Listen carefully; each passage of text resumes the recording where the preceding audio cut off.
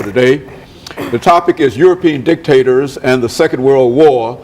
And Alana has already identified several of the European dictators during the Second World War that she would like to talk about. And so, Alana, let's get right into this whole issue of European dictators by talking about some of the three dictators that you've already mentioned, and give us some information in reference to that, and then we'll build up on the information.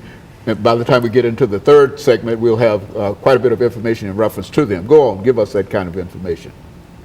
Adolf Hitler. What do you think of when you hear Adolf Hitler? Well, I think of the Holocaust. I think of the World War II. I think of just a number of things. I think of brutality. But what do you think of, and why don't you talk about Adolf Hitler? When I hear Adolf Hitler, I think of Anne Frank, her diary, the struggles that Jewish people had to go through, the pain that they suffered, the concentration camps that they were found in later after the Holocaust had ended.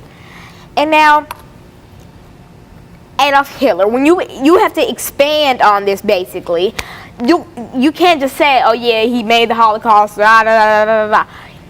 It was so much more than that, so much more than that. I mean, he killed many people. He took lives that didn't belong to him. And I mean, and he just took lives and took lives. If you did something, if you did the slightest thing that he did not like, you were gone.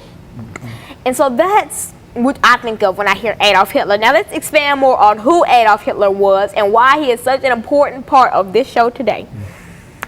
Adolf Hitler was the Chancellor of Germany. He was born in Austria and died in Germany when he was assassinated. Now, he was an aggressive person growing up. He always was, and he grew up to be. He was the leader of the Nazi Party. What do you think of when you hear Nazis, the word Nazi? I think of Adolf Hitler again, and the leader of the party. Go on and speak to it. Now, Nazis were a group of people who basically thought that they were better than everybody else. Like, if I happened to walk down the street and I walked across a Nazi, I would get sneered at. I would probably get pushed or teased or laughed at because of the color of my skin, because I was African American. But luckily, I've never crossed over a Nazi.